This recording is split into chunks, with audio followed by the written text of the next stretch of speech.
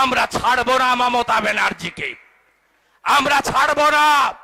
আপনি কান খুলে শুনে রাখুন, আজকে হাইকোর্টের আদেশ নিয়ে এসেছি, এরপরে কোথাও পারমিশন চাইবো না, পারমিশন চাইবো না। আমি পার্টির কাছে প্রস্তাব রাখবো, পার্টি সঠিক সময়ে জানিয়ে দেবে। নবান্ন, কালীঘাট, লালবাজার একই দিনে হবে।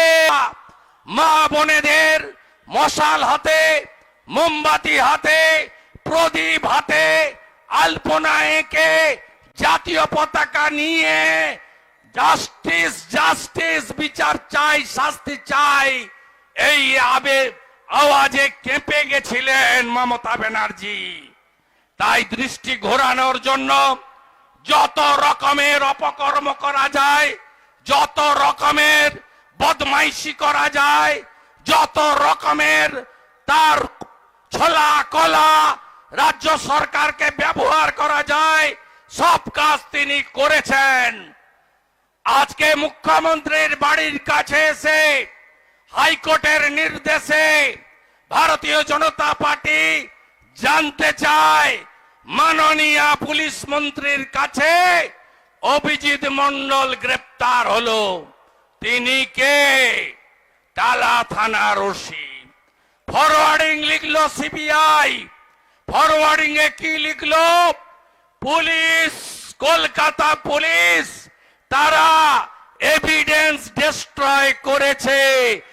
এরপরে রাজ্যের পুলিশ মন্ত্রীর চেয়ারে থাকা যায়, হ্যাঁ কি না বলুন আপনারাই। তাই আমরা আজ জানাতে এসেছি যে মাননীয়া, আপনি পালাতে পারবেন না, বিজেপি আপনাকে ছাড়বে না।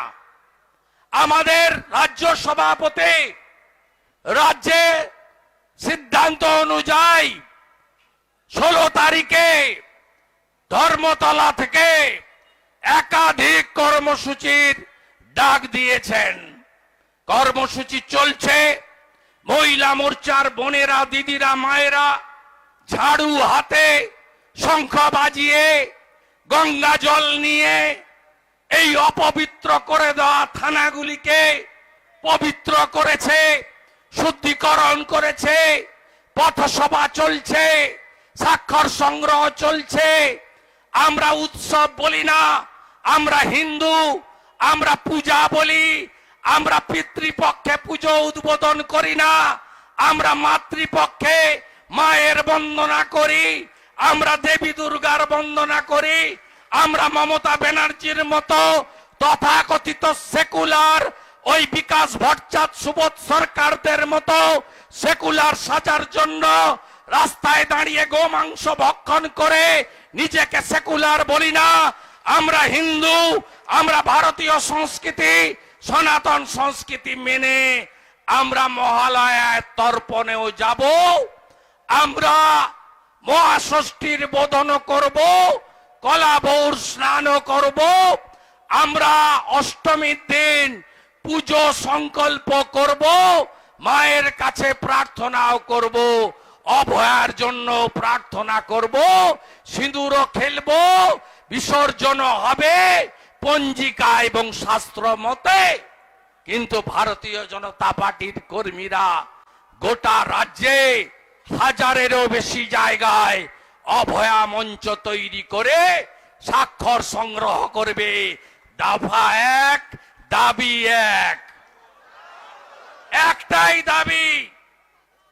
আমরা 2,33,27,000 ভোট পেয়েছি, 2.5 কোটি সই চাই আমাদের। 2.5 কোটি সই আমরা সংগ্রহ করব। সইকে মাথায় নিয়ে আমরা আবার হাইকোর্টে আমাদের যেতে হবে। ধর্মতলায় দিক, রানী রাসমণি দিক, শহীদ মিনার দিক, ভিক্টোরিয়ার সামনে দিক, যেখানেই দেবে সেখানেই আমরা 1 লক্ষ বিজেপি কর্মী জমায়েত হব। আর এমপি এমএলএরা, নেতারা মাথায় করে স্বাক্ষর নিয়ে সাংবিধানিক প্রধান রাজ্যপালের কাছে আমরা পৌঁছে দেব। আমরা ছাড়বো না মমতা ব্যানার্জিকে, আমরা ছাড়বো না। আপনি কান খুলে শুনে রাখুন, আজকে হাইকোর্টের আদেশ নিয়ে এসেছি, এরপরে কোথাও পারমিশন চাইবো না, পারমিশন চাইবো না। আমি পার্টির কাছে প্রস্তাব রাখবো, পার্টি সঠিক সময় জানিয়ে দেবে। নবান্ন, কালীঘাট, লালবাজার একই দিনে হবে, একই দিনে হবে। শুধু ডেটটা পার্টি ঠিক করে জানাবে, এটা আমার পার্টির কাছে প্রস্তাব, ঘোষণা নয়। আমরা করব, আমরা করব। ইতিমধ্যে পশ্চিম বাংলার সমস্ত চাকরি প্রার্থী সংগঠন, বেকার যুবক যুবতীরা মিট করেছেন। আমরা পশ্চিম বাংলায় 5 লক্ষের বেশি আনএমপ্লয়েড ইউথ নিয়ে আমি তাদের পরামর্শ দিয়েছি, বিরোধী দলনেতা লং মার্চ করুন, নবান্ন লং মার্চ করুন, জানুয়ারি মাসে করুন, ফেব্রুয়ারি মাসে করুন, অচল করুন সব রাস্তা, বন্ধ করুন সব রাস্তা। আর একটা মেঘ উঠেছে, সুকান্ত বাবুর কথা শুনতে হবে। আমি আমার বক্তব্য ছোট করে আনছি।